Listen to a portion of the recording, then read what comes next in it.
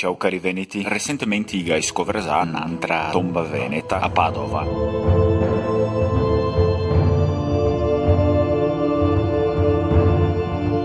Sta la prima volta che verto e porti a passare persone vedere cosa che ha catafora. Era seppellì sotto a terra un can che sta sacrifica come parte di una cerimonia religiosa, ovviamente un rito funerario. Mi pare che questo che vi infora di un altro tocco di pratiche venetiche. Poco tempo fa, ieri, potrei pensare che i cavalli essere sacrificati dai veneti. Adesso ne ha salta fuori anche il can. Magari questo potrebbe dire che anche il can aveva una certa importanza agli antichi veneti, una importanza che non era constatata fin adesso.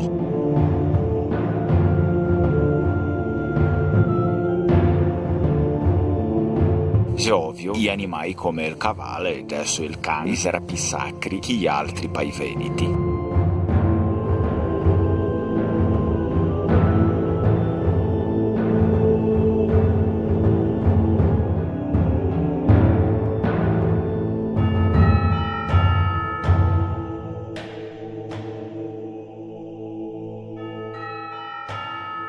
Sappiamo che i veneti che piaceva a tutti gli animali, ma come in quel tempo ogni animale che sia una simbologia. Così è differente essere seppellito insieme a un lobo e essere seppellito insieme a una gallina, no?